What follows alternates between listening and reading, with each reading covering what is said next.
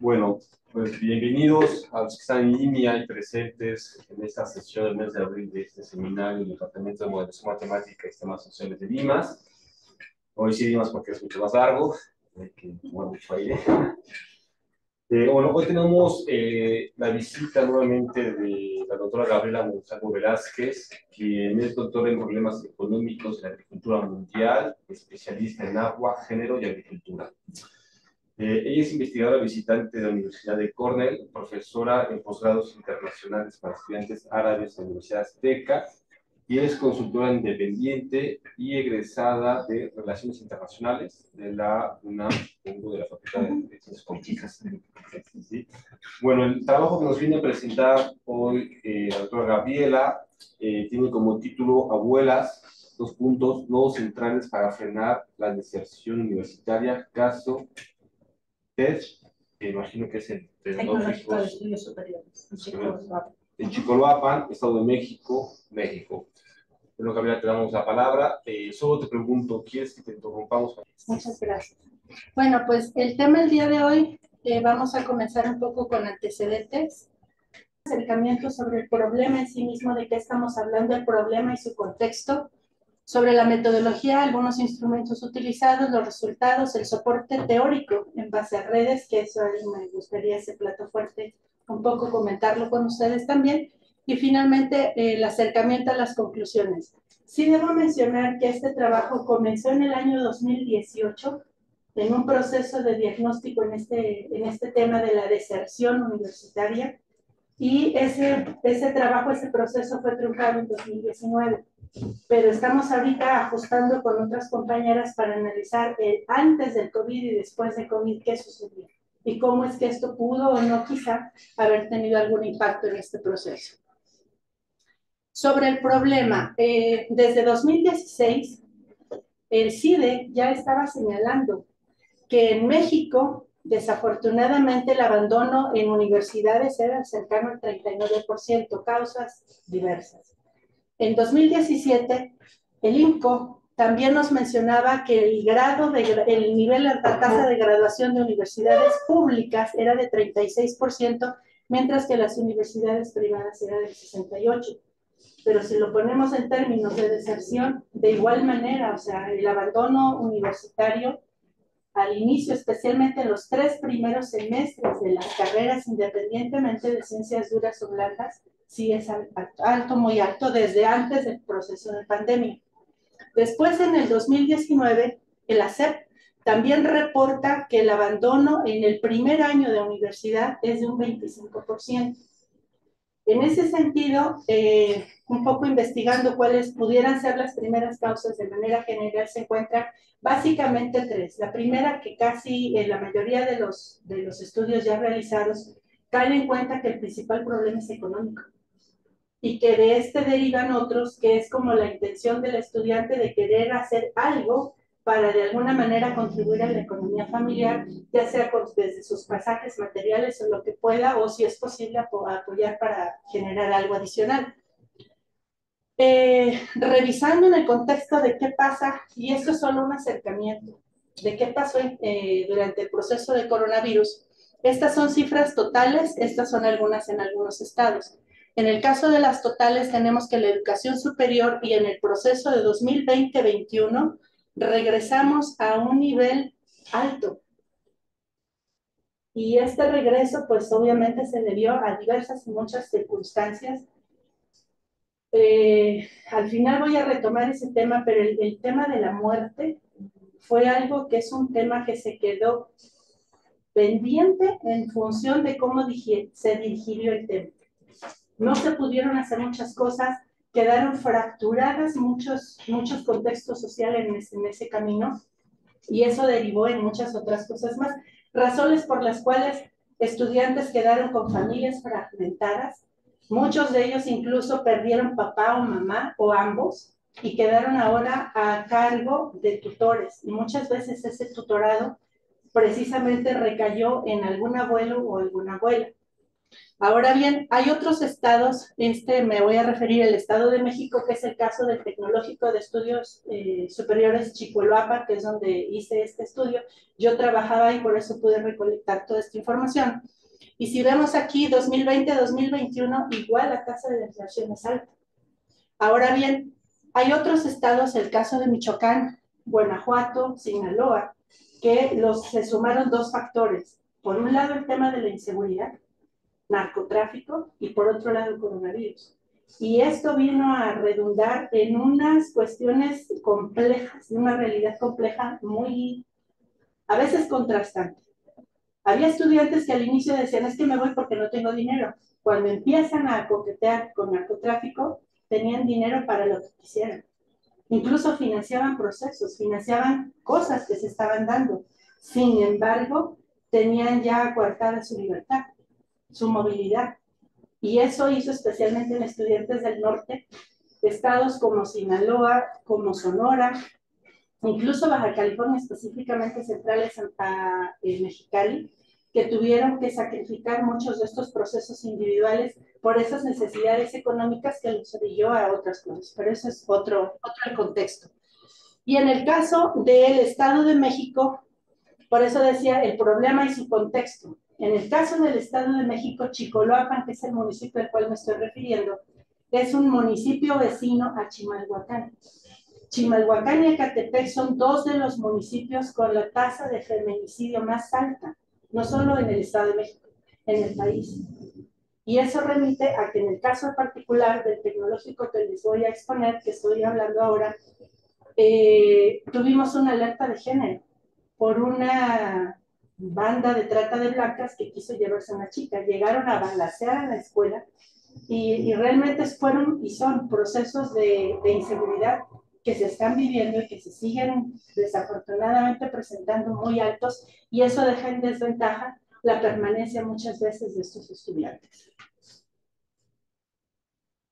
Ahora bien, en este proceso de entender qué pasó con el coronavirus y cómo esto migra o qué sucedió, tuve la oportunidad de trabajar con una chica árabe originaria de Kuwait, aquí en México. Y entre nosotros en la zona centro del país y ella en Kuwait, estando allá, tratamos de hacer un enlace para ver qué sucedió durante el coronavirus y por qué estudiantes desertaron. Y saber en México apenas como un acercamiento para saber qué estaba pasando. En este estudio de manera particular se focalizó a saber qué tan pro o contra tuvo la educación en línea. El haber tenido estudiantes en casa, ¿eso favoreció la permanencia o eso la había detonado? En el caso de Kuwait se dieron procesos interesantes. Comenzaron, de hecho, el proceso de la educación en línea muy tarde, quizá 4 o 5 meses después que la comenzamos nosotros. Pero en Kuwait, el Estado sí se garantizó que para empezar docentes estuvieran bien capacitados de qué cosa iban a hacer. Si no tenían recursos para comprar equipos, el Estado negoció que las empresas les proveyeran esos equipos. Y en el caso de estudiantes, especialmente los de educación básica y educación de nivel medio, medio superior, empezaron a hacer escalonamiento de tiempos para estar en línea en la escuela, en casa. Y esto se debió a los cuidados. Y aquí por primera vez en la exposición quiero que tomemos nota de esa palabra, cuidados. Había muchas veces las maestras, y eso sí es mayoría en Kuwait, la gran mayoría de docentes en Kuwait son mujeres. Mujeres que son madres, que son abuelas o que son tías y tienen a su cuidado quizá niños, niñas, pero a veces enfermos, enfermas, u otro tipo de cuidados que tienen que atender. Por esa razón, el rey en Kuwait ordena que se haga un escalonamiento en la educación que hasta la fecha fue quizá de las aciertos más grandes que se tuvo. Mientras que en México en línea se dice por los mismos estudiantes que no aprendieron nada. Porque si tenían sueño, les entró depresión, no había nadie que los vigilara, no había nadie con quien hablar. Ponían la cámara, ponían una foto, y eso desde los de primaria, y se iban a dormir, o se iban a jugar, o se iban a otro lado, pero no estaban ahí. Entonces, estas discrepancias en la educación, en estos procesos, es lo que la pregunta al final es, ¿y les gustaría continuar o no? ¿O qué va a suceder?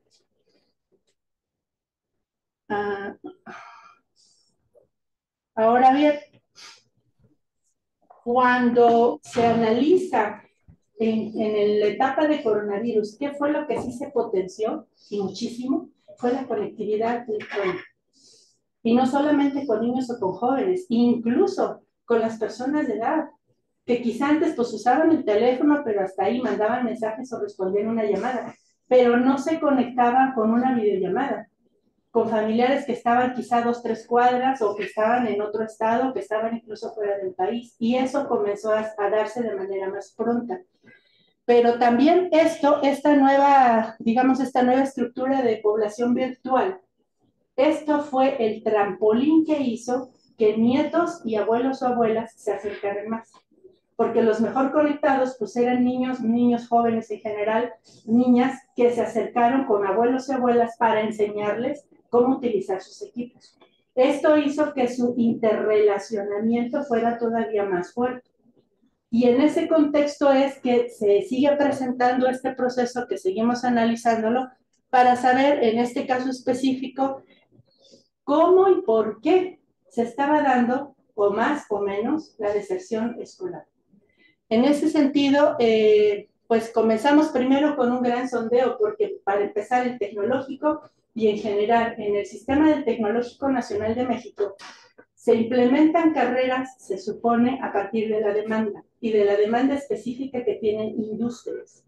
En el caso de este tecnológico en particular eran 3 carreras en proceso, pero 2 ya consolidadas, que era desarrollo regional y energías renovables. Que estas 2 carreras, dicho está de paso, es como en muchas de las carreras en varias universidades en México y el mundo, responden a roles de género. La gran mayoría de estudiantes de energías renovables pues eran varones, y aun cuando había estudiantes mujeres que querían entrar, los propios docentes varones desestimaban ese interés, porque la primera pregunta era, ¿y quién se va a subir hasta allá? Tú estás loca.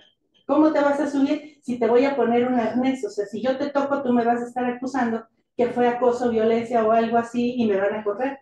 Entonces empezó a haber una fragmentación muy fuerte, de tal suerte que empezaron a desestimar el que más chicas entraran a esa carrera. Y sin embargo, el estudiantado empezó a exigir de alguna manera que se analizara qué estaba pasando y por qué algunos que querían entrar a desarrollo también los desestimaban. Entonces, el análisis comenzó desde carreras duras contra blandas y saber qué estaba pasando en ese contexto.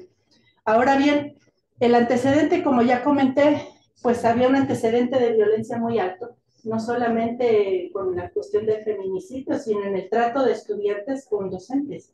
En mi caso, por ejemplo, ya cercano a que yo saliera del tecnológico, un estudiante, porque no lo atendí pronto, se acercó y enfrente del jefe de carrera me dijo, maestra, veo que no tiene tiempo para mí, voy a ordenar que le den un levantón. Yo en ese momento no tenía ni idea qué era eso, pero cuando el jefe de carrera escuchó eso, de inmediato fue, le avisó al coordinador académico, hicieron una junta, me presenté y me dijeron que si yo había tenido problemas, o sea, una cuestión difícil, porque desde donde estaba el tecnológico para llegar a la zona más o menos poblada, pues eran varios kilómetros de distancia, donde podía pasar algo y yo no tenía ni idea qué era eso. Cuando ya supe que era el famoso levantón, pues ahí sí la pensé mucho y mejor. ¿Y qué es el famoso levantón?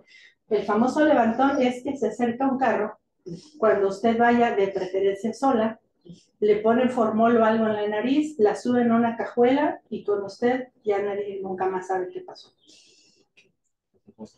Sí, un secuestro express, pero además, para el caso de las mujeres, pues igual y la van a encontrar descasada, además de violada, etcétera, y no se responsabiliza a nadie de nada, pero aquí hay un factor interesante, que están de alguna manera o impulsados o auspiciados por la fuerza pública, en este caso la policía municipal.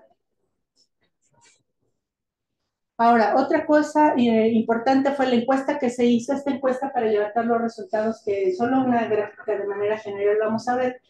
Se aplicó a todos los grupos de esas 2 carreras que ya estaban en proceso, también apoyados por la coordinación de tutores y tutoras. En su gran mayoría fueron tutoras.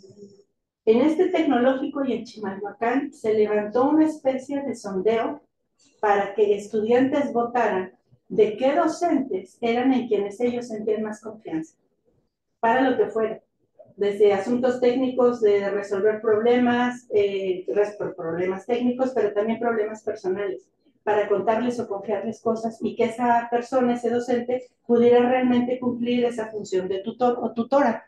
Por otro lado, en el sondeo previo que se hizo, pues fuimos tomando nota también de cuáles eran las causas más fuertes de los estudiantes que ya se habían ido, pero también de los que estaban cercanos a una decisión tan difícil como esa.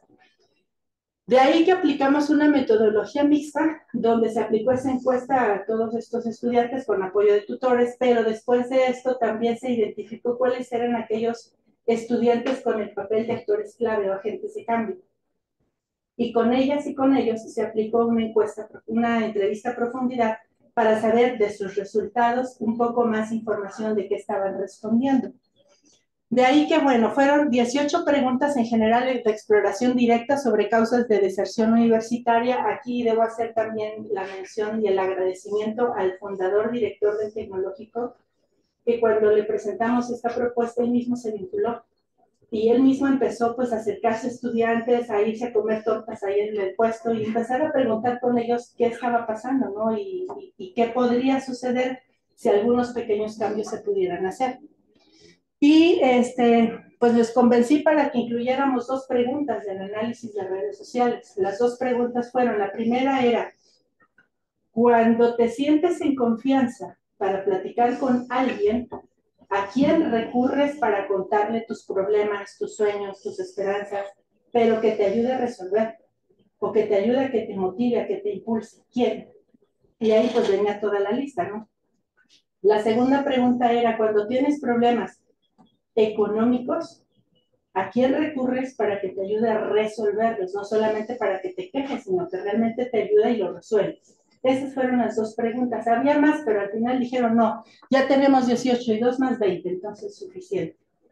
Después, cuando se tiene problemas, la pregunta, cuando se tienen problemas personales, ¿a quién recurres para que te oriente, te aconseje? Aquí me faltó te aconseje y puedas sentirte mejor. Cuando tienes problemas económicos, por ejemplo, para pagar colegiaturas, materiales de trabajo, libros, pasajes, comida, ¿a quién recurres para que te ayude a resolver esos problemas? Obviamente, respuestas hubo muchas en ese sentido.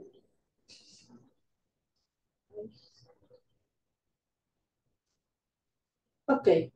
Y aquí un acercamiento a los resultados. Estos fueron las 18 preguntas, que en algunos grupos más, en algunos menos. Sin embargo, la gran mayoría de estas 18 respuestas, estas 18 preguntas de colectaban información, fueron en torno, por ejemplo, embarazos a temprana, no temprana edad, sino en la carrera, en los primeros semestres. Y eso, o pudieron permanecer si había en casa alguien de red que les apoyara en el cuidado de ese bebé o de esa bebé, como una mamá, una tía, una vecina, alguien que les ayudara, o bien en el caso de los varones, que eso es otro factor que se está presentando mucho, las chicas abandonan al colega, al compañero, pero con todo y bebé. O sea, le dejan el bebé y se van, y se cambian de escuelas, de estado, donde sea, pero ya quedan los varones a cargo de esos bebés. Y ese es otro factor también súper presente y que cada vez va más. Hay un chico, por ejemplo, recuerdo, cuando él entró a la carrera, traía un bebé cargando que todo el mundo le hacía bullying, porque le decía, ¿y tú por qué traes un bebé? Que se lo cuidan las viejas. ¿Por qué lo estás cuidando? Y luego sacaba la mamila y le daba la mamila, pues peor todavía, ¿no? Entonces, hay ese tipo de cosas o de roles que en el proceso se han ido transformando, que eso también amerita como otro capítulo en particular para eso. Ahora bien, hay uno en específico, instalaciones de la escuela, si el profesorado de la escuela no satisfizo bien las necesidades del estudiantado, sobre las carreras impartidas, el cambio de escuela o carrera, cambio de domicilio, de ciudad o entidad, el maltrato del personal administrativo directivo. Esto fue un proceso en el que sí muchos estudiantes se quejaban, porque decían que cuando ellos requerían algo y se acercaban a preguntar por información, o se les daban largas, o se les daban respuestas que no eran las correctas, o simplemente se les ignoraba. Y eso a ellos obviamente pues sí les causaba mucho problema, especialmente cuando buscaban información para becas, por ejemplo, también. Conflictos interpersonales con docentes, y aquí sí hubo el caso, por ejemplo, de un estudiante que se puso a tu por tú con un docente por la calificación que le sacó, el maestro no le hizo caso, se dio vuelta, el estudiante se enojó tanto que también lo agredió. Entonces, o sea, cosas que no son nuevas, sin embargo, se presentaron. Por enfermedad, el embarazo o embarazar, el cambio de estado civil, matrimonio, un libre u otro, la decisión propia que ya no quiso seguir estudiando, el deseo de trabajar y adquirir ingresos para apoyar la familia, presiones no económicas de amistad para ya no estudiar, y problemas económicos familiares que impiden destinar recursos a la educación. Y estas respuestas son de manera general las más fuertes. Esta en particular fue una respuesta que invariablemente no importaba la carrera ni el semestre, fue una respuesta recurrente permanentemente, la falta de recursos suficientes, recursos económicos para poder solventar desde la necesidad básica de alimentos hasta la necesidad de movilidad o de los materiales necesarios para poder trabajar, para poder salir adelante. ¿Esos números son porcentajes o son totales? Estos números, porcentajes del total. El total de los entrevistados. De los entrevistados, en este caso en la ingeniería en desarrollo comunitario, desarrollo regional.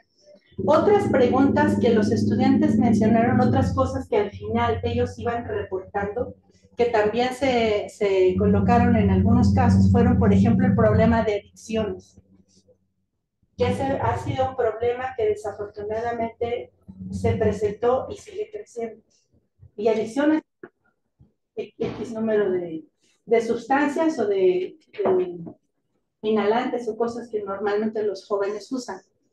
Otro, la muerte. Hubo el caso también de 2 estudiantes que en el proceso, mientras estaban estudiando, fallecieron, y eso en general a sus compañeros y compañeras pues sí les afectó demasiado. Uno fue de cáncer y la otra chica de leucemia, algún otro problema también que tuvo.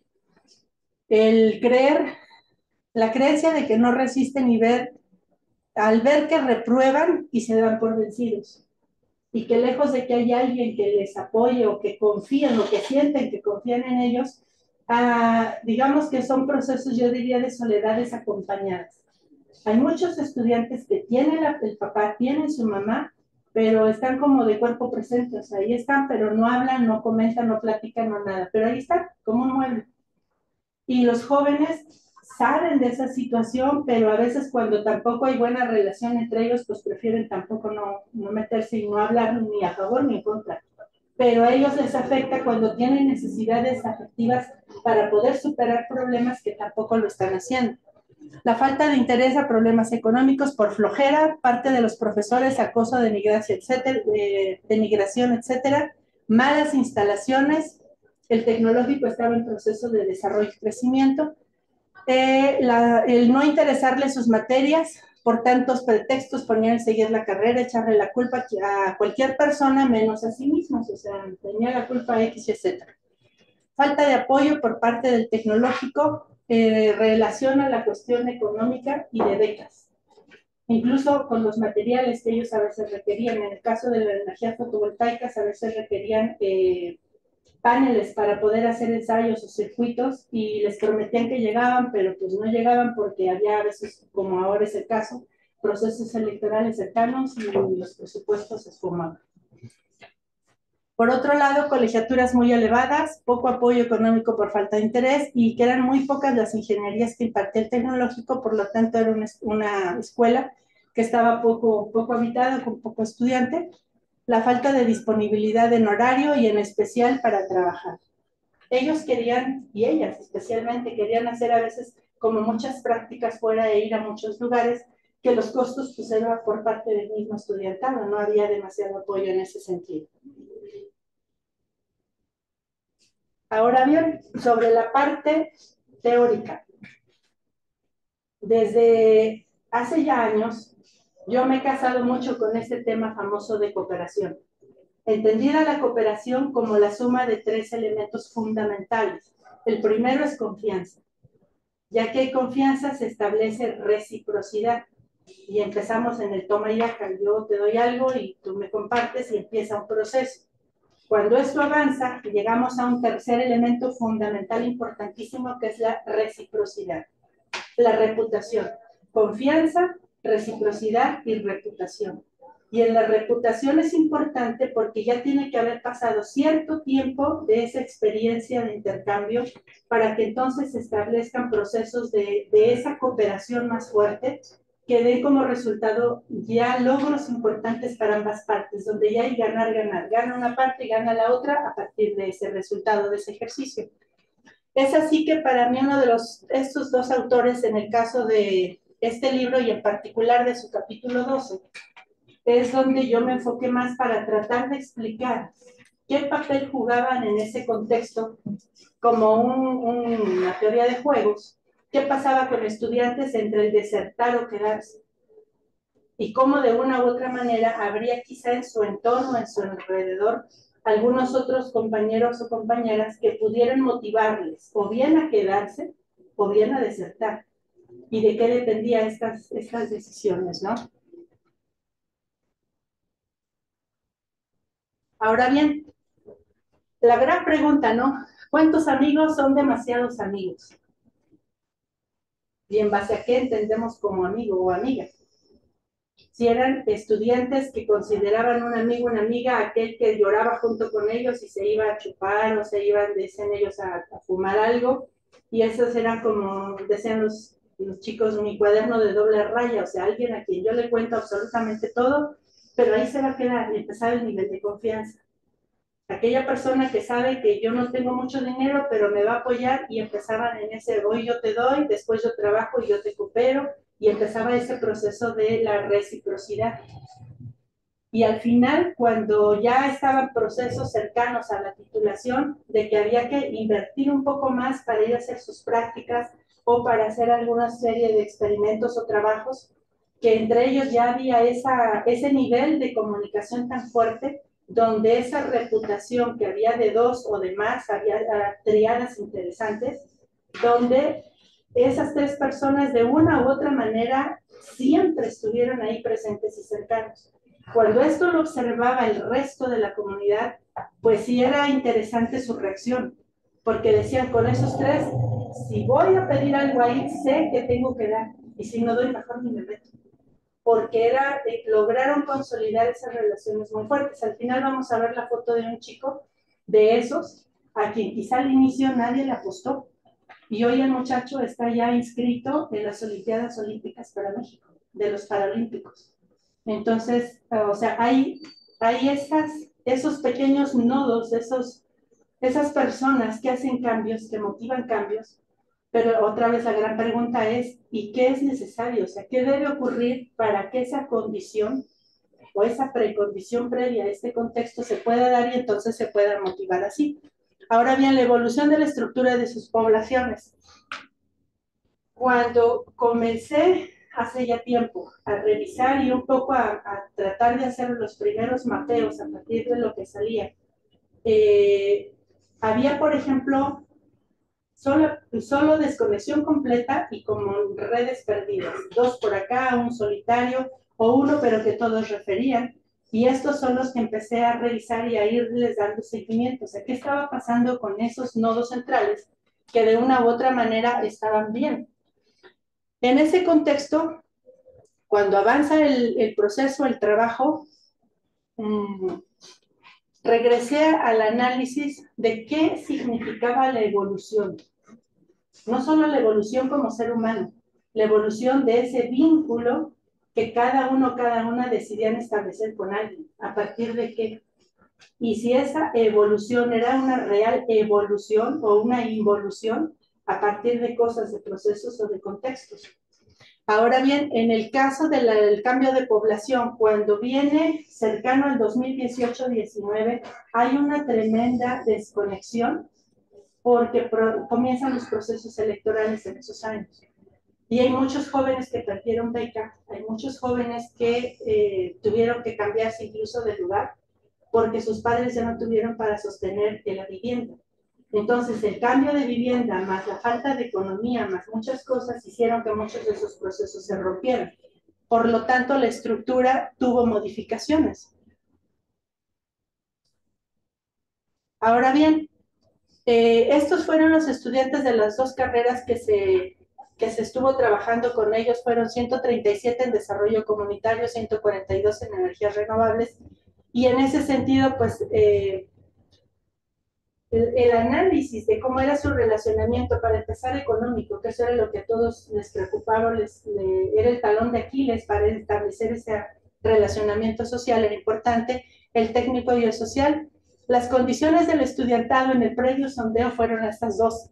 Uno, que no se comentara entre ellos o ellas sus respuestas, es decir, como que sí te respondo, pero solo es para ti y no lo menciones, ni digas ni quién te dijo, ni nada. La segunda era conocer los resultados, pero que fueran siempre y cuando anónimos, que fueran, o sea, condiciones básicas, fundamentales, que sí se cumplían.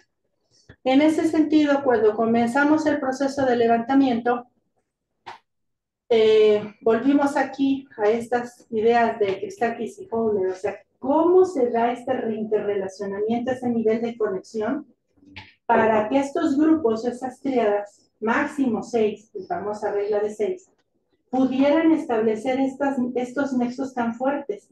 Pero siempre cuando empezamos en este proceso de conocer o tratar de entender qué reglas o qué códigos entre ellos tenían para que esas relaciones fueran tan sólidas y fuertes y no desertaran, había algo ahí que siempre decíamos, bueno, pero ¿qué es o qué pasa? A pesar de que platicamos con ellos o preguntamos, hay cosas que sí los hacen comunes, hay ese relacionamiento sólido, pero todavía no entendíamos qué había detrás de todo eso. Ahora bien, cuando vamos analizando cuántos estudiantes estaban relacionados, y en esta pregunta que yo mencioné de la parte económica, que era lo que a todos les preocupaba, cuando confiaban por la parte social y cuando tenían problemas económicos, ¿a quién recurrían? Curiosamente empezó a salir ahí de repente los nombres. Y decían, es que quien me resuelve pues es mi abuela. Decían, ¿y por qué no lo dijiste antes? No, es que me daba pena. Cuando en las entrevistas preguntamos por qué, decían, es que mi abuela, y casi siempre era la abuela materna, no me condiciona que sí me apoya siempre y cuando yo no diga nada ni a mi mamá ni a mi papá, que también estaban a veces separados, o el trabajo, que estaban ausentes. Dejemos así, solo ausentes. La pregunta era ¿por qué? La abuela confiaba en la famosa tarjeta donde le depositan dinero cada, no sé si mes o 2 meses, su tarjeta. Ellos iban y literal sacaban el dinero de la tarjeta y ya iban con la lista que la abuela había hecho. Y la abuela, sin preguntar a ninguno de los dos, ponía cosas para el asunto básico de la casa, pero también por las cosas que la o el nieto necesitaba. Y ella comienza a resolverles muchas cosas, pero siempre y cuando había ese pacto de no digas. Y no digas que yo te ayudo, no digas que no sé qué, para que tu madre o tu padre piensen que mi dinero sigue ahí. Y quien llevaba la cuenta siempre de cuántos estaban gastando, si es que algo quedaba o cuánto quedaba en su cuentecita, pues era el nieto o la nieta. Y se vuelve como ¿cómo decirlo? Como el socio anónimo de las cosas que también quería la abuela. Si la abuela, por ejemplo, un día quería una revista de X, pero la hija o el hijo nunca se la traía, el nieto sí. O resulta que la abuela tenía diabetes, pero se le había antojado un gansito, pues el abuelo de contrabando le traía el gansito. ¿Sí me explico? O sea, había cosas que en ese interrelacionamiento empezaron a darse de una manera muy fuerte. Ahora, en este sentido, ¿por qué es importante mencionar esto? Cuando esta información comenzamos a hablarla entre los que estábamos trabajando este tema, y cuando afortunadamente nos permiten ir a platicar con la abuela, que había una sola abuela de varias que llegaba hasta la escuela, y sin que el nieto supiera, iba al área de asuntos académicos a preguntar, ¿y cómo le fue? ¿Y qué sacó? ¿Y qué calificaciones tiene? ¿Y cuándo tiene sus exámenes? Y cuando venían los exámenes, esa abuela ya sabía qué iba a necesitar, si era en el panel fotovoltaico, cuánto necesitaba, cuánto dinero iba a requerir, cómo le tenía que hacer y hacer sus estrategias de consumo o de gasto de administración de sus recursos. Otra parte importante que es la cuestión compartida es que cuando empiezan los estudiantes a comentar de las abuelas y entre ellos estas triadas que había a veces muy fuertes, comentaban, oye, ¿ya traes el dinero? No, pues que sí. Nunca decían quién te lo dio. Cuando abren esa caja de saber quién te lo dio y se van enterando que casi siempre a ellos, los más fuertes, quienes siempre les apoyaban eran las abuelas empiezan a conectarse. Y cuando hay esa conexión entre abuelas, la cosa fue deliciosa, porque entonces ellas empiezan a comentar qué tienen que hacer y qué les preocupa para que su nieto o su nieta no abandonen la escuela y entonces hagan lo que hagan. Si a una abuelita le faltaba, no sé, 100, 200 pesos para una colegiatura, esta abuela A le pide apoyo a la abuela B. O la abuela C va y junta y colecta y vende gelatinas o algo para traer y poder colectar y ayudar a las otras dos abuelas. Entonces, ese nivel, y vuelvo a la cooperación, ese nivel de cooperación que comenzó con la confianza, después en ese intercambio de relacionamiento, y llegó hasta ese punto de saber qué grado de confianza había entre los nietos y sus abuelas, y después entre las abuelas, al final se vuelve como un proceso de cuidado mutuo. Y de cuidado no solo en el aspecto de cuidado básico, aquí estamos viendo, por ejemplo, ¿no? Que la abuelita no se puede mover, pues el nieto le auxilia en preparar comida antes de irse. O en la noche, antes de irse temprano a la escuela, en la noche ya le dejo hechas gelatinas, o sea, quizá cosas básicas, pero está envuelto el estudiante con este proceso.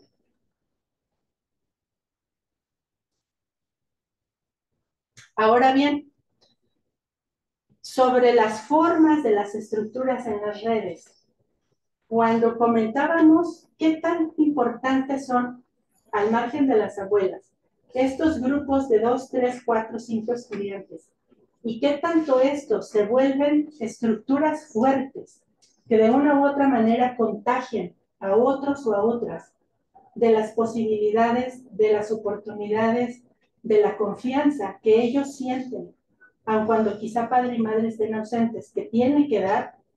Esa confianza, a algunas ocasiones, empezaron a expresarla con sus pares, digamos, con otros compañeros, otras compañeras, no solo de su propia carrera, a veces de otras.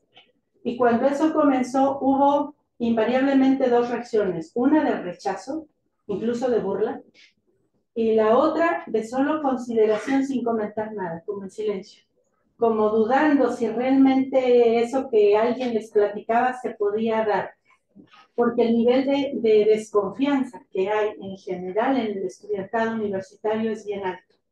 Por esa razón la desconfianza. Ahora bien, la evolución de los cooperadores contra los desertores.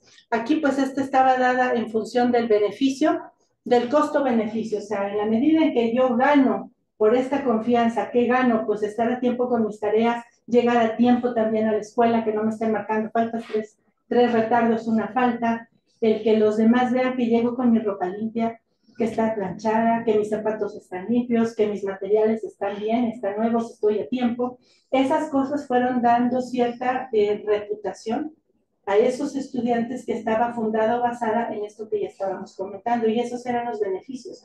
Para estudiantes, por ejemplo, varones, el hecho de saberse con esos, digamos, presentarse ya de esa manera, para ellos era algo tan valioso porque sentían que eso les daba respeto frente a los demás, no solamente frente a profesores por cumplir, sino frente a sus pares por lo que estaban haciendo también.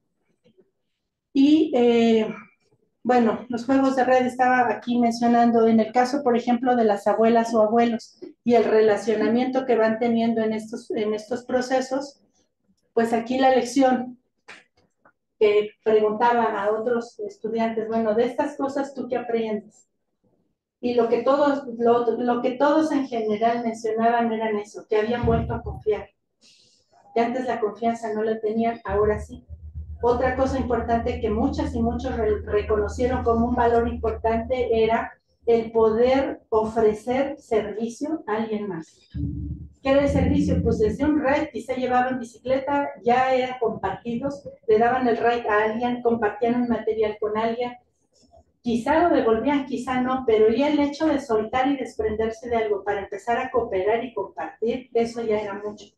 Y hubo varios que sí lo reconocieron y que sí lo mencionaban, y le daban las gracias siempre a la abuela, a pesar de que muchas de ellas pues fue como al golpe y porrazo, o sea, sí hubo cosas buenas, pero también hubo abuelas que llamaron la atención muy serio, más con estudiantes que estaban en proceso de drogadicción. En ese sentido, insisto con lo de las estructuras. Juego de cooperadores, más fácil si solo... normalmente, cuando se analizaban el tema de los beneficios y los costos, siempre comenzaron en dos, no en tres, o sea, no en triadas, sino en pares. Y esos pares para ellos era más fácil ganar o sembrar confianza que cuando había más de dos personas, porque ellos mencionaban que si había dos o más, o sea, más de tres, eso ya no iba a funcionar, esa relación ya no funcionaba. La pregunta fue siempre, ¿y por qué? Su respuesta era, porque no podemos controlar. Y la respuesta de control era más de varones que de mujeres. Las mujeres decían, es que es mucho trabajo, no tengo que andarlos correteando, tengo que andar recordando, y es mucho desgaste y no quiero. Mejor me quedo con una persona y con esa persona yo trabajo bien, generamos ese proceso de empatía, de confianza y con eso se quedaban. Ahora bien, como conclusión de manera general, las estructuras de redes ilustran, o sea, nos ilustran cuál es la dinámica social, de qué manera están interconectadas dos más o los cientos o miles de personas, de seres humanos en un contexto. Las tríadas inducen, nos llevan a motivar qué cosa hay detrás de esa relación y más cuando el vínculo es tan fuerte, tan grande, y los nodos centrales dispersan, difunden, apoyan, respaldan y finalmente cooperan. Y en ese sentido, no sé, digo, es una pregunta que yo todavía tengo sin respuesta. ¿Hasta qué punto, cuando encontramos nodos centrales dentro de estructuras que pudieran o no ser triadas o estructuras más grandes, esto a la larga podemos en problemas como este pensar que nos pudieran motivar, digo aquí se me faltó la igualdad sustantiva entre géneros, en motivar una especie de un análisis de la economía experimental. Cómo a partir de beneficios y costos pudiéramos a partir de esas estructuras y con esos nodos centrales ahí, cómo poder motivar a que esos procesos de cooperación detonaran mucho más y ayudaran a frenar lo que para muchos estudiantes desde antes de entrar al tercer, cuarto semestre ya se quieren ir.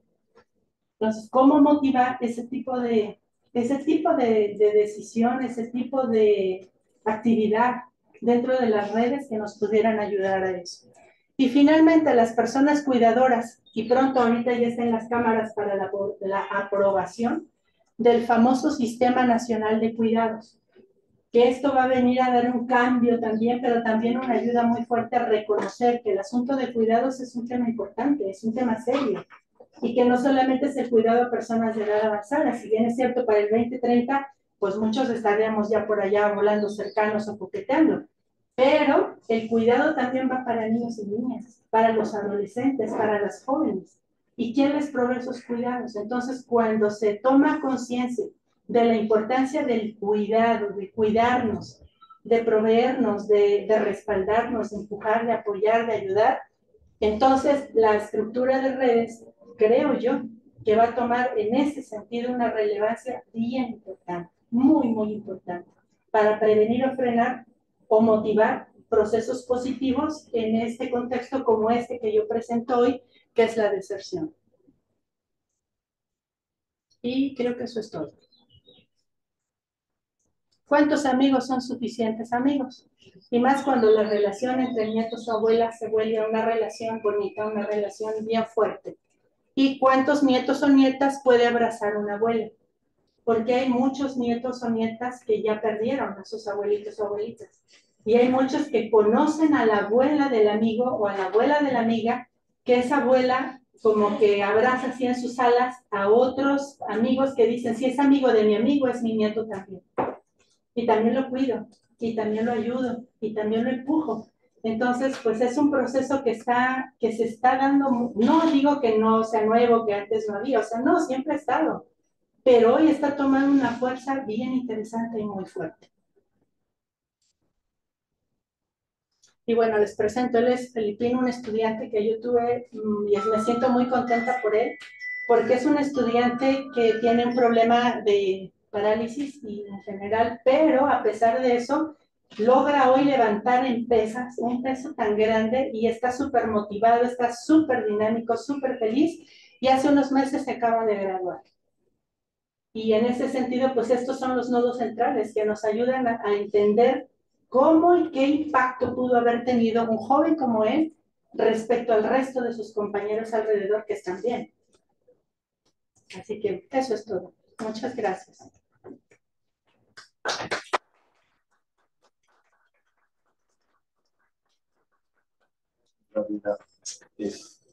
Vamos a pasar a una ronda de preguntas, comentarios. Están en línea, por favor pueden levantar la manita. ¿Está algún comentario o pregunta? Juan Carlos, sí, muchas gracias por la plática. Para no haberles dormido. Mejor de lado. Más técnico.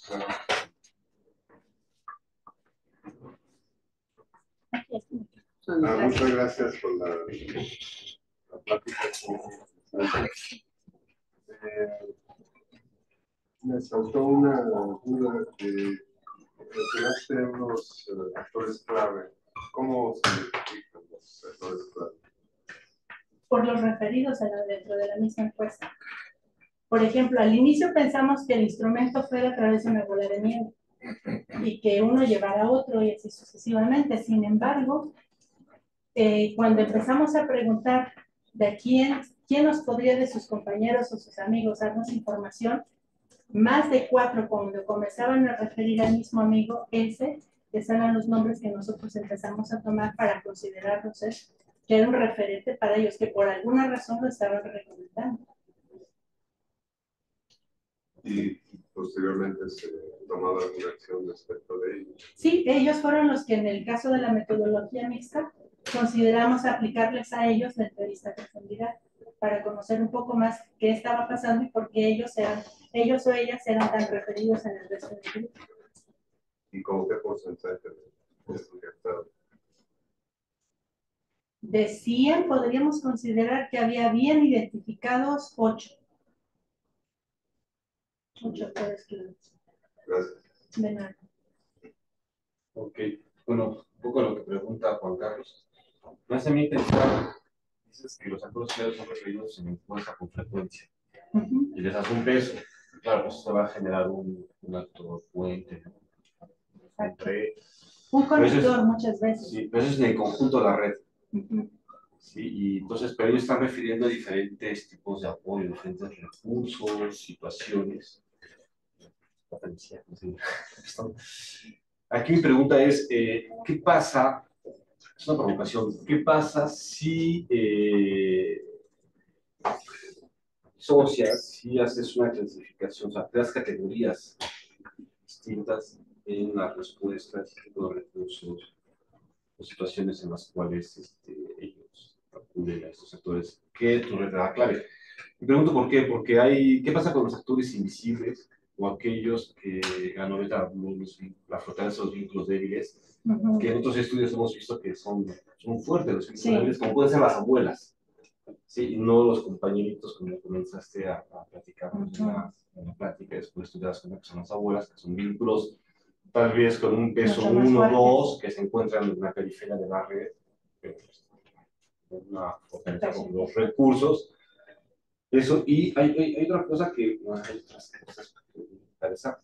El tema de las relaciones nietos-abuelos, ¿qué has revisado sobre otros estudios sobre esos roles que juegan las abuelas en las familias?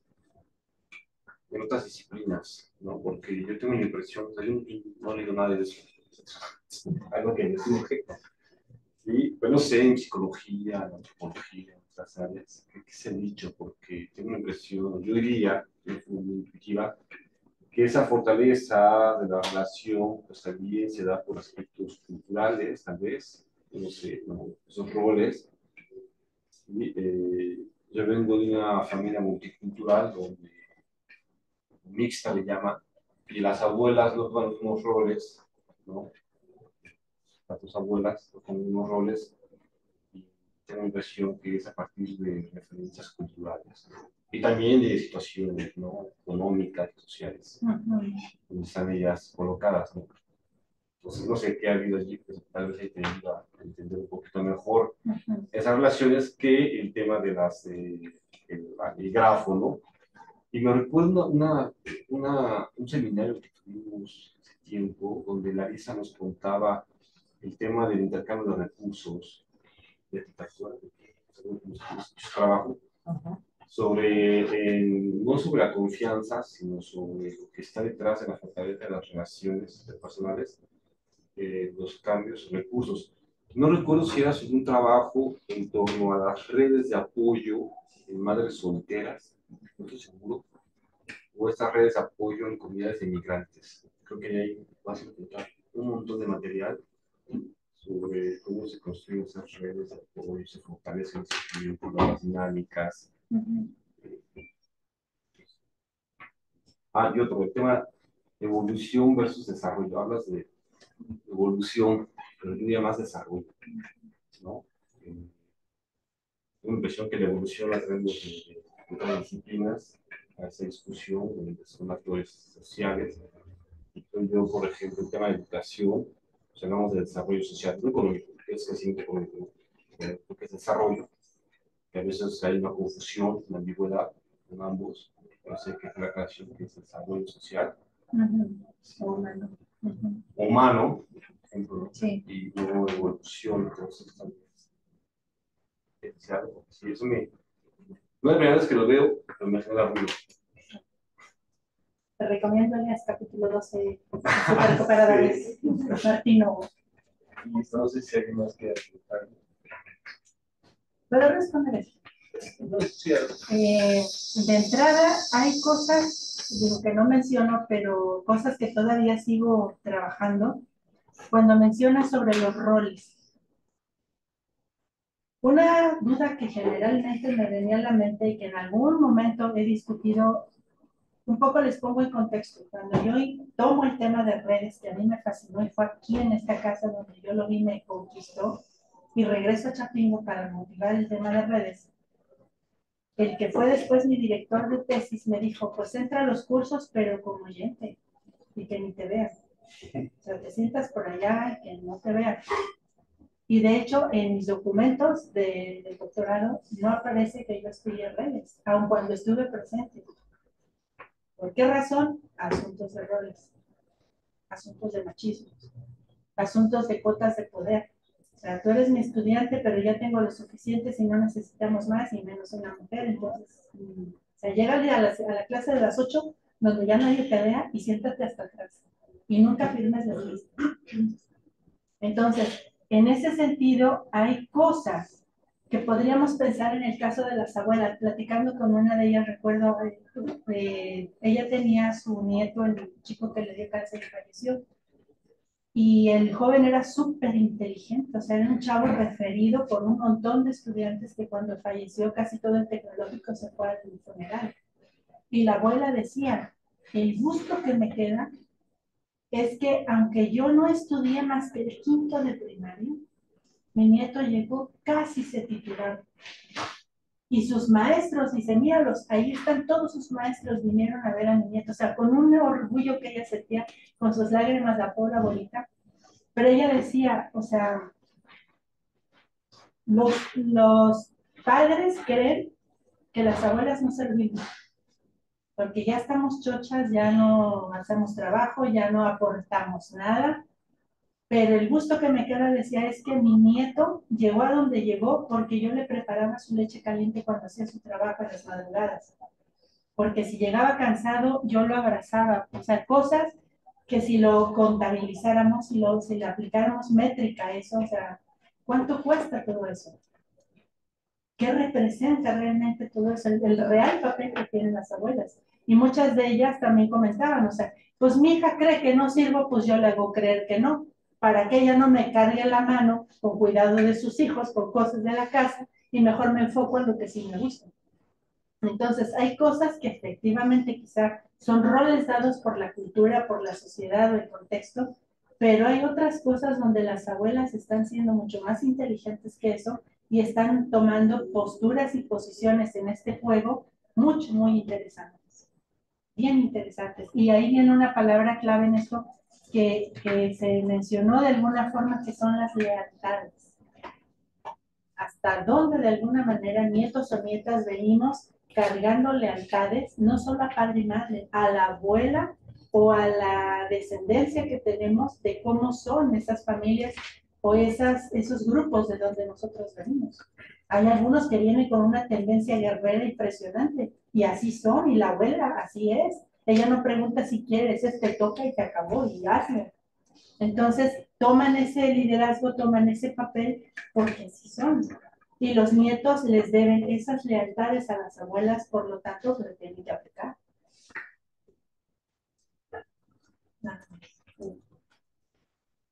Una pregunta. En el caso de, como hablaba, a muchas de las presentaciones, es muy interesante.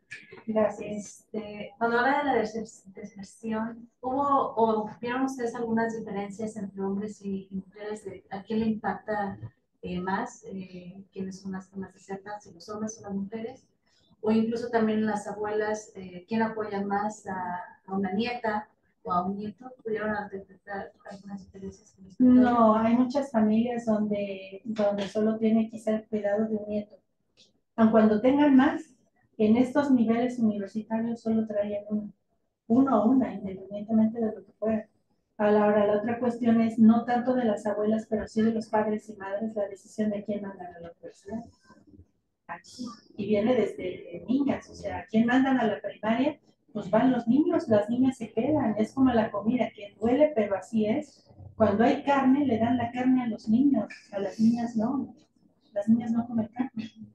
¿Por qué? Porque la carne primero la come el padre, y luego si hay hermanos, los hermanos mayores, y si hay chiquitos, los chiquitos, y si sobra, las niñas, y a la madre ni la vio. Entonces, en ese contexto, las decisiones de las abuelas de a quién apoyar más, si a un nieto o a una nieta, no es tanto así, sino más bien al que les toca, sí el apoyo va de manera distinta. Por ejemplo, les decíamos, bueno, a la nieta, por ejemplo, había una chica Abigail, que me encantaría traérselas que les platique su experiencia. Ella rompiendo todos esos roles estereotipos, que entra porque entra a energías renovables. Decide bajar de peso porque así no se ponía tanto en riesgo a la hora de treparse los postes e ir a ponerse el arnés y empezar a atornillar allá arriba los paneles fotovoltaicos. Pero al paso del tiempo, ella misma dice, es que mi abuela me dijo, pues que se te vaya olvidando lo rosita y éntrale porque te toca. Es decir, esos roles tradicionales, incluso las mismas abuelas, viene una deconstrucción al ver la necesidad que hay, ya no es así. Y en el caso de los varones, pues igual, ¿no? Ese chico Carlos que le dejaron abandonado con el hijo, pues muchas abuelas dijeron, o sea, ¿quieres que te pase lo que aquel? Pues vete entrenándole, ahí está tu hermanito, tu hermanita, lávale la ropa, ponle los zapatos, o sea, dale de comer, porque si un día te toca, ya sabes cómo.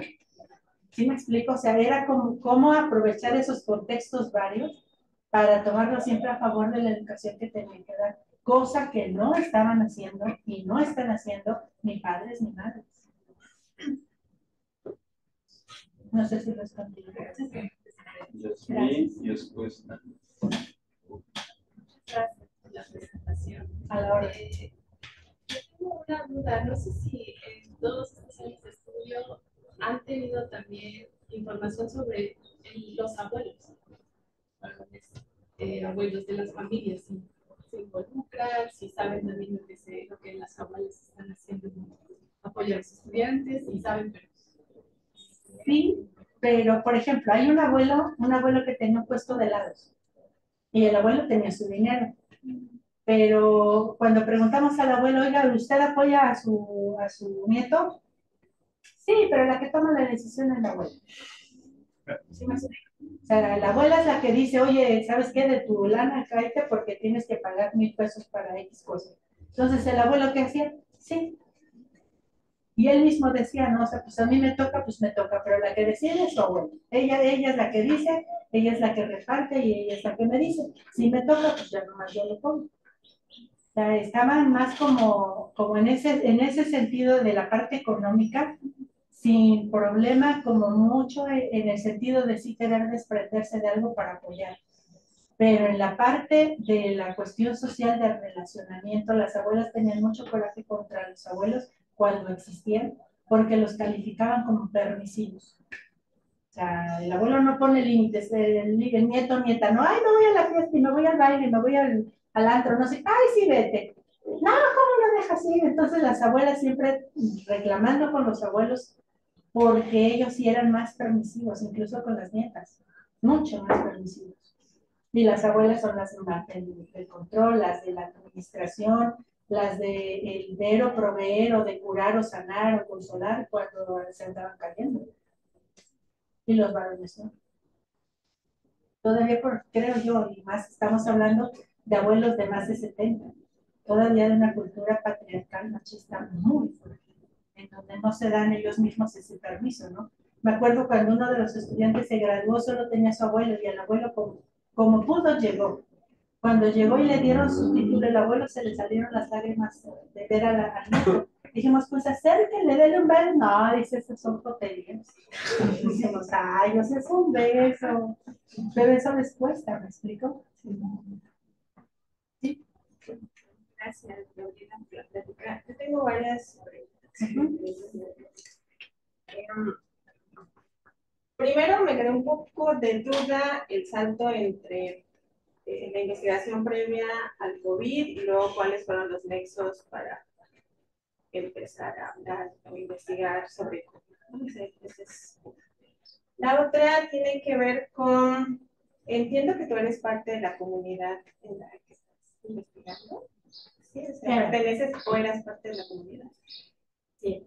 Bueno, tú nos presentas dos instrumentos de investigación, que fue el cuestionario y luego las dos preguntas de ARS, pero tengo la impresión que hubo muchos otros instrumentos de investigación, ¿no? Porque la manera en que narras, es como entrevistas o como si conocieras a la comunidad muy de cerca, ¿no? Y poniendo como acento en ese punto, el enfoque en los abuelos, en el nodo de los abuelos, es producto de el instrumento directamente de aplicar las dos preguntas de la ARS. Es decir, ahí encuentran que nombran a los abuelos como las dos preguntas, ¿no? Como quién identifican con confianza y quién resuelve los problemas. Ajá, es decir, ahí es donde encuentran. Sí, es o sea, la pregunta y debajo en las respuestas se debe colocar quién es la persona que te apoya y pueden dar o el nombre o el apodo. Cuando no quieren dar nombre porque buscan darle esa confidencialidad, está bien. Después viene la edad, el sexo, el lugar de donde es y la relación que guarda con esta persona, que son los atributos de ese nombre. Entonces, en la relación, el relacionamiento, ahí salía si era el amigo, el tío, el vecino, y ahí salía abuela paterna o abuela paterna. Y eso hizo que te enfocaras mucho más en esta parte de tu investigación. Porque curiosamente los nodos centrales casi todos referían a abuelas. Y entonces el otro instrumento con las 18 preguntas, ¿cómo te apoyó, digamos, cómo le da también, digamos, fortaleza a la investigación? Esa es una, ¿no? Ok. Y luego la otra, entiendo que también dijiste que tenías como un propósito metodológico hermenéutico, pero yo también veo que hay un proyecto de investigación-acción, de investigación-intervención en la comunidad. Y la pregunta es si pasaste de hacer una investigación comprensiva, en el sentido de explicar cuáles fueran las razones de la deserción, que entiendo yo que tiene que ver con el abandono y la voluntad del individuo, que es el que está inscrito, es decir, todos los alumnos, y si hay un proceso en la investigación que te lleva a ti y al grupo de investigación a tener una perspectiva más activa o de intervención en la comunidad. Y o sea, en este proceso, hacia dónde se tuvieron que dar estos nexos, ¿no? Con la administración de la escuela, con la comunidad misma. Y esto, las preguntas son por cómo tú narras esta historia de la investigación, ¿no? O sea, cómo presentas estos resultados. Es por eso que me surgen todas estas preguntas. Gracias.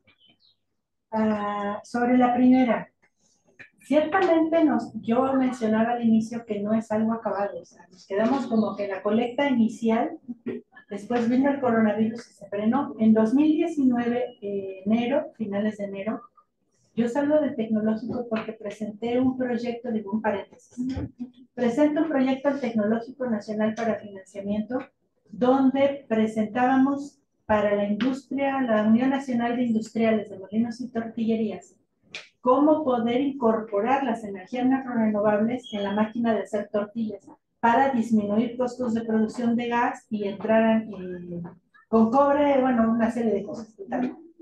Nos dan apoyo en ese proyecto con becas para 20 estudiantes, varias cosas, cerca de, que fueron casi 500,000 pesos. Y apenas se hizo el fideicomiso, apenas llegó el dinero y me manda a llamar el administrador del tecnológico y me dice, profesor, de parte del señor gobernador, etcétera, etcétera, y de parte del director de la escuela, y etcétera, y me pone 2 hojas en blanco. Firme. Digo, ¿cómo? Firme. Digo, pero perdón, ¿cómo? ¿Por qué o cómo? No, firme. ¿No entendió? ¿Qué parte no entendió? Digo, pues todo. Digo, ese dinero viene etiquetado. Y hasta el último peso tiene un propósito y la responsable de eso soy yo. O sea, ¿cómo lo voy a firmar? ¿No va a firmar? No. Policía, por favor, ¿puede subir? Acompaña a la profesora a su cubículo, que saque todas sus cosas, está por el disco. Gracias.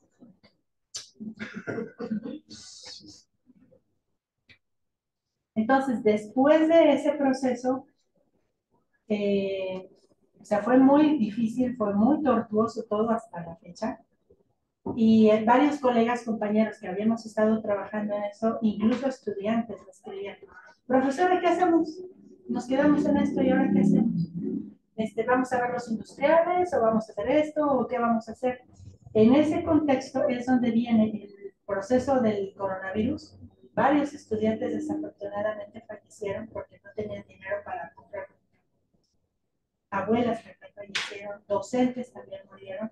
Entonces, como que después de esto es como la colecta de saber qué pasó con los daños, ¿no? O sea, qué generó, cómo están ahora las estructuras y cómo se puede rescatar lo que se pueda.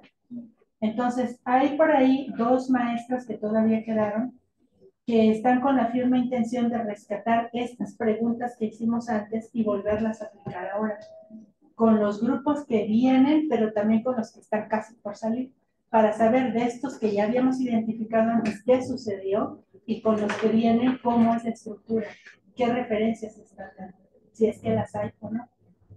Entonces, quizá por eso no había mucha claridad entre el antes de o el después de. Por otro lado, las fortalezas. Okay. Sobre la investigación-acción. O sea, ¿en qué momento esto es así? Yo siempre he tratado de buscar cómo lo que hacemos no solamente se quede en un papel reportado, en un artículo publicado, quién sabe si alguien leerá. O sea, que eso tenga un impacto real en el campo, y eso fue desde el campo. O sea, yo ando en agricultura y ando generando cosas. Cuando yo comento con el directivo si era posible hacer esto, es que no tenemos recursos. Y los que nos mandan, pues son ya muy específicos. O sea, ¿quiere hacer algo? Vaya usted. ¿Está seguro? No, pues que sí. Ok. Conseguí reuniones con el Club Rotario Náhuac Tacubaya de aquí de la Ciudad de México. Hablé con ese entonces, el señor Frank Derling. Le dije lo que necesitábamos hacer. Entonces, Gabriela, tú dime qué hacemos, cuándo vamos. Hicimos una reunión y quedaron que estaba dispuesto para trabajar en eso cerca del Internet para la fase de arranque. Obviamente el director, pues que al inicio de la empresa, esta señora que va a poder hacer. Cuando logramos esa reunión y él estando presente le explican que sí se puede, que hay un proceso y un protocolo que aplique, pues empezó como a decir, a ver si es cierto, y a ver qué pasa. Trabajábamos también con comunidades indígenas donde íbamos a llevar la luz, que para esto, digo, hay muchas personas que cuando vieron un panel fotovoltaico que encendió, algunas se persinaron, otros dijeron, y esa está satánico, o sea, llévense eso de aquí, no nos sirve.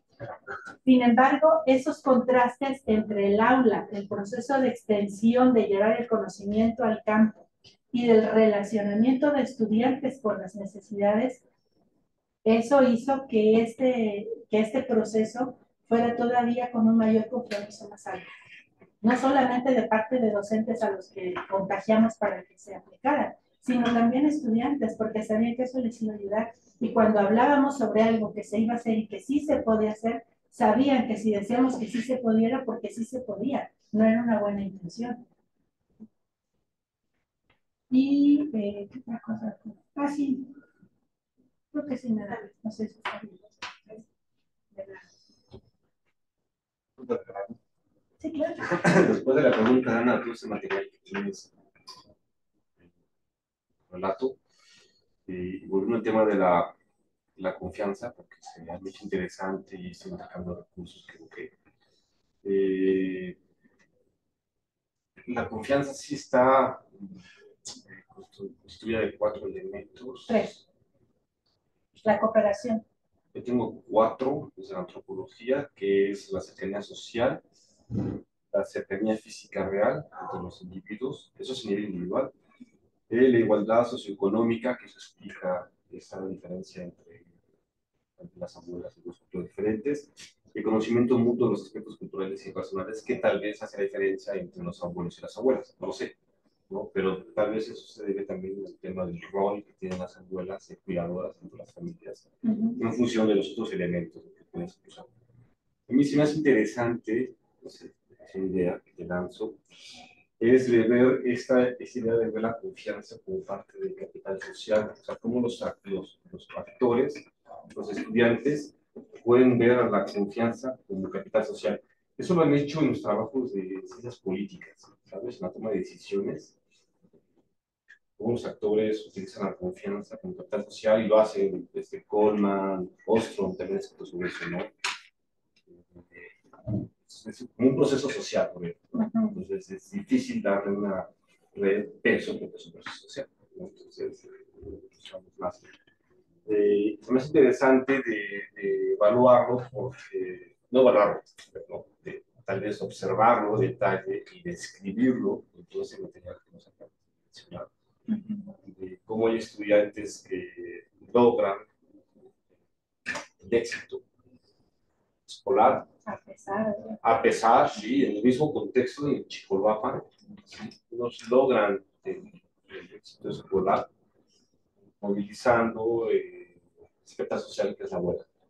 Y otros, los que no, es decir, tal vez la abuela docente o la estructura familiar, no sé, se apoyan en otro tipo de capitales sociales. O sea, explicar esos procesos, ¿no? De entrada, una cosa que ahora que mencionas a la doctora Elina Orozco, en paz descanse, recuerdo que en la última visita que ella hizo aquí a México fue aquí a nuestra institución y yo tuve la oportunidad de hablar con ella y le pregunté que algo que le había faltado y especialmente en el libro de Trabajar Juntos, Working Together, era cómo poder, si había o no diferencia en saber el género de los nodos. Nada más se dice sí en los nodos de redes y ajá, sí, pero ese nodo tiene género. No estoy diciendo sexo. Masculino, digo, no hombre, no mujer, no, género, femenino, masculino. ¿Hasta qué punto eso explicaba muchas estructuras? Y recuerdo que solamente volteé y se me quedó viendo con esa sonrisa y me dijo, ¿Are you sure? Pues, sí. Go ahead. O sea, lánzate, ¿no? A ver si es cierto, hazlo. Y desde entonces, o sea, yo creo que ciertamente Hay una estructura por ahí que mostré que la trabajamos con un programa que se llama NetLogo, que más bien lo utilizan mucho como predicción electoral. Cuando hicimos ese análisis con NetLogo y después lo trabajamos con Ucinet y después tratamos de hacerlo en otros programas, había diferencias en las estructuras. Entonces, desde ahí pues me surgieron muchísimas dudas, ¿no? Que ahora sumadas a los que dices, ¿hasta qué punto depende, por un lado, de que los nodos tengan un género? ¿Hasta qué punto los atributos de cada nodo tengan que ver también para la construcción de esa confianza? Que es el primer paso para la cooperación, para lo que sea. Y si esa confianza no se logra establecer de manera fuerte, profunda, y que realmente tenga una resonancia en lo que está pasando, difícilmente algo se hace.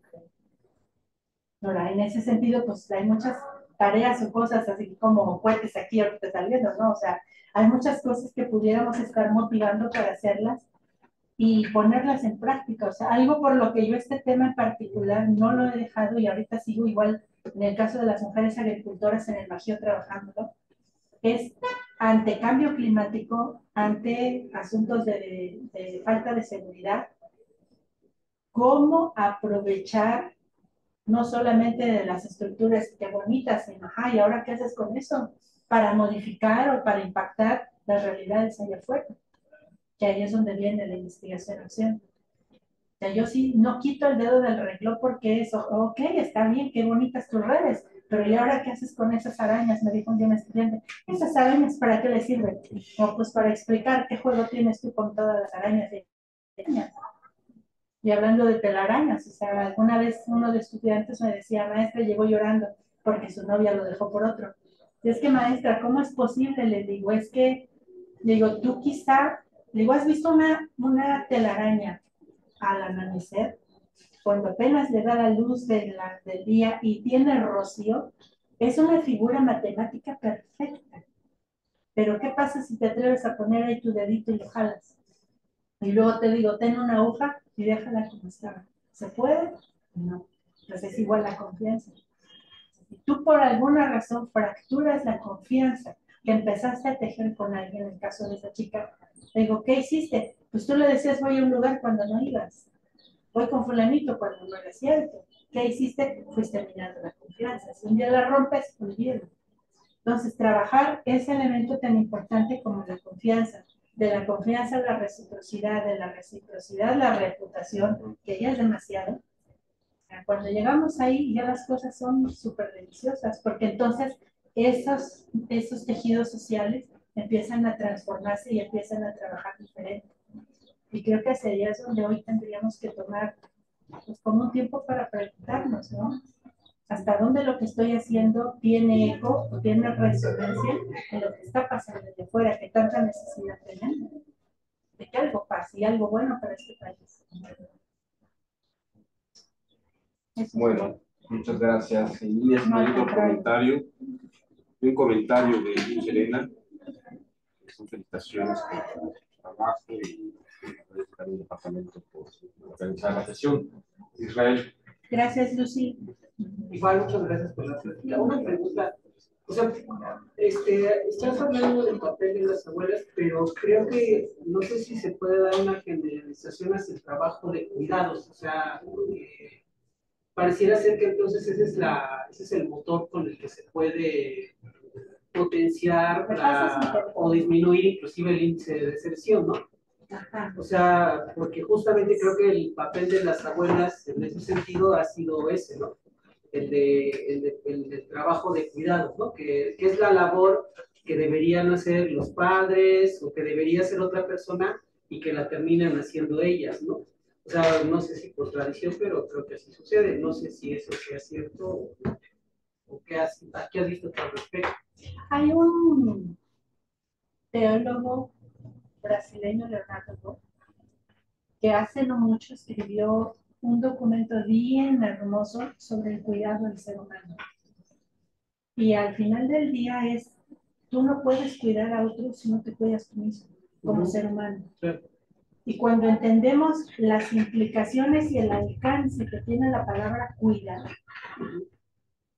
de verdad es un contexto que cambia muchas condiciones y muchos procesos, donde cuando alguien empieza a tener el cuidado, la precaución, el abrazo de otro ser humano, la relación se modifica impresionantemente. Ahora bien, las abuelas y los abuelos traen una herida muy profunda porque asumen que el fracaso social que está pasando hoy es culpa de ellos, aunque no sea así.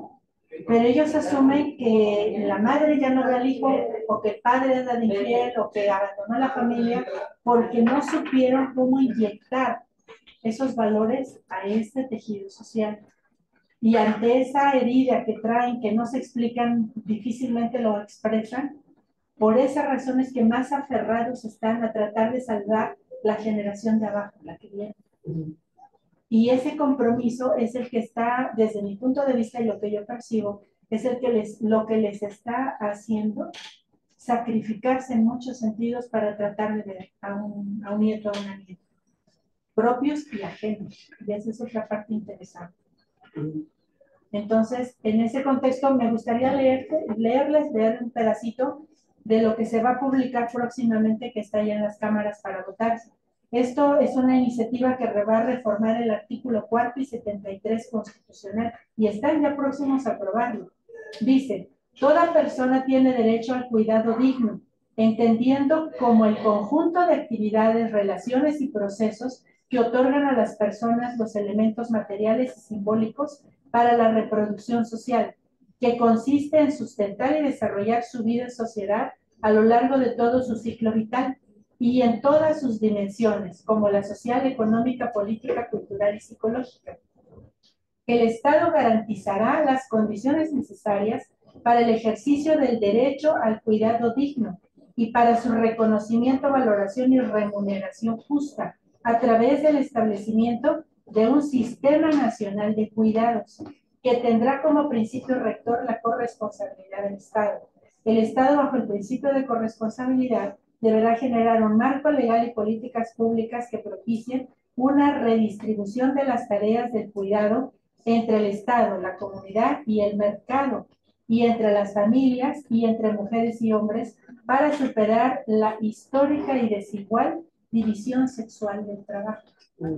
Entonces, esto al final resume esto que tú mencionabas.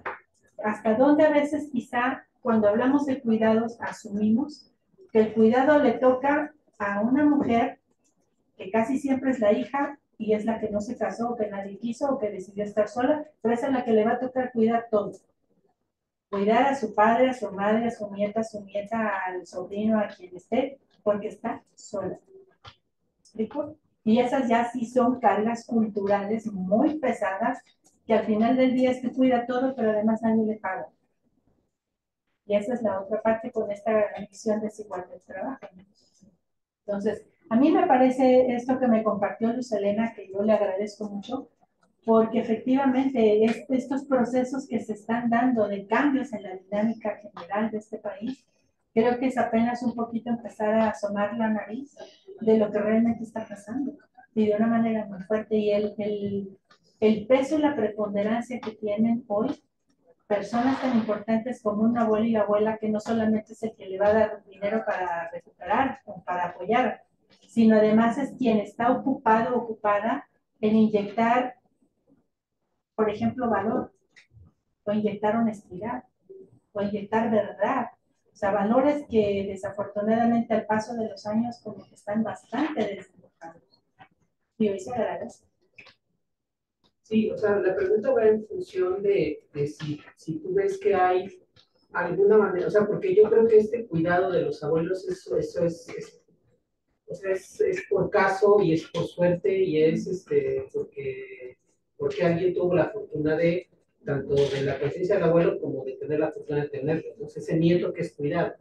Yo lo que pregunto es si hay alguno, si tienes alguna hipótesis acerca de alguna forma, ya sea una política pública o algo, que permita que ese trabajo de cuidado pueda ser o pueda llegar a más estudiantes, ¿no? O sea, porque justamente lo que veo es que esta es una cuestión de casos. Sí, Al respecto, y gracias por la pregunta, me hace recordar un caso específico en Holanda.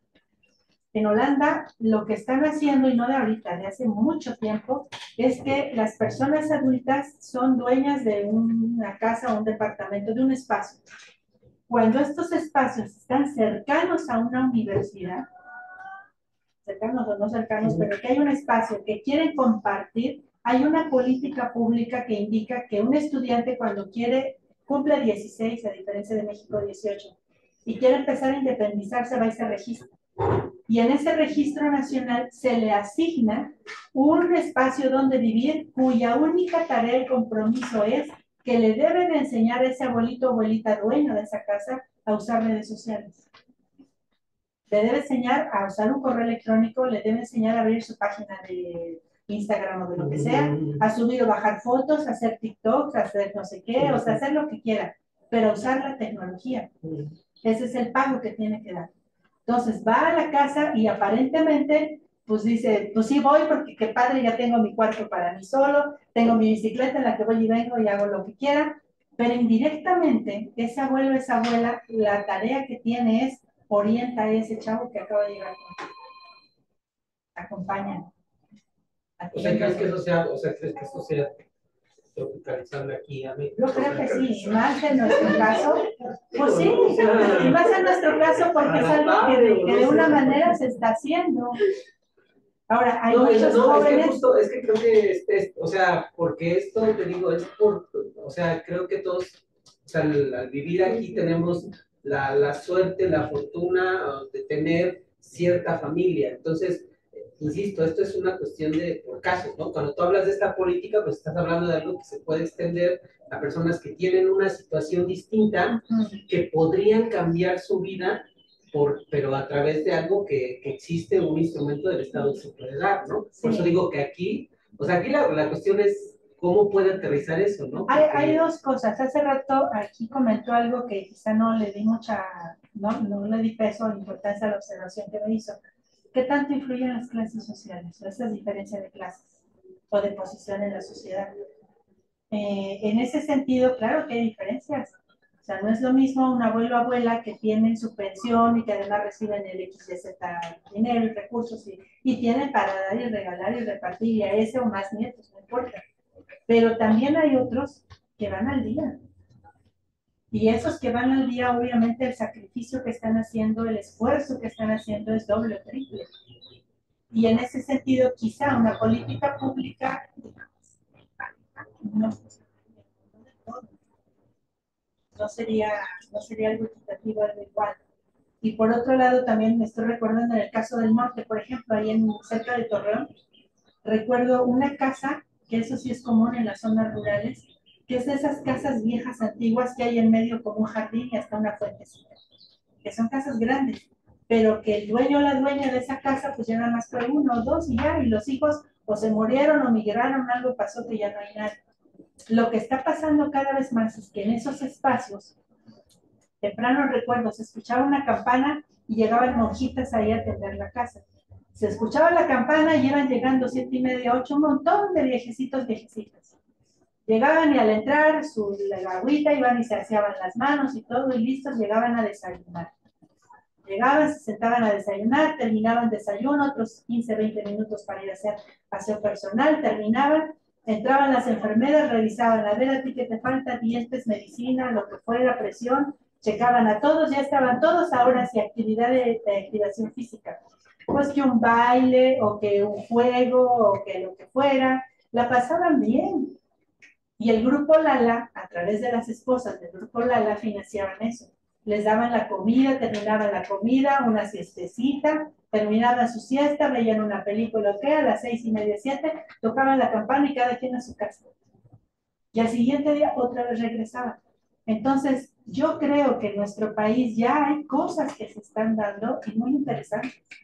Solo sería cuestión de hacer, insisto, un trabajo de campo e ir a observar, a reportar qué está ocurriendo en México que sí pudiera ser una propuesta de política pública y elevarla a ese nivel. Okay. Antes, Leti, voy a leer un comentario que puso Sandra. Sandra recomienda, nos aconseja el trabajo de Sara Hardy, no sé si se pronuncia así, Sandra, sobre estudios antropológicos sobre el papel de las abuelas. Okay. HRDI, pues. ¿Y ¿no? Ajá, HRDY. Okay. Sobre el papel de las abuelas. Puede ayudar para mejor tener más elementos teóricos. Bien, gracias. Sí, yo también nada más, el concepto de confianza lo desarrolló mucho la Larisa justamente, desde sus primeros trabajos, tanto en cómo sobreviven los marginados, donde empieza a hacer un análisis de la confianza, también su trabajo sobre las clases medias en Chile, o sea, es uno de los puentes más importantes en los nodos de red, la confianza, ¿no? Y lo desarrolla, entonces te puede servir también en algún momento las referencias de Larisa. Muchas gracias. De Florence.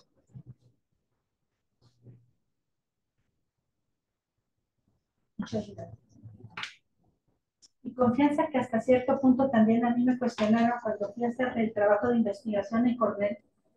Varios de los que están trabajando en redes me decían hasta qué punto tienes que no desvincular confianza a el altruismo. Porque para que haya construcción de confianza se requiere mucho ingrediente de altruismo en muchos sentidos. Y eso ahora revisando y viendo lo que pasa con abuelas y abuelos, pues de alguna manera sí, o sea, está presente aunque no dicho, ¿no? Sí. Muchas gracias. Gracias, Andy, por la recomendación. Bueno, si no hay más comentarios, vamos a terminar el seminario. Muchas gracias, Gabriela. No, gracias a ustedes.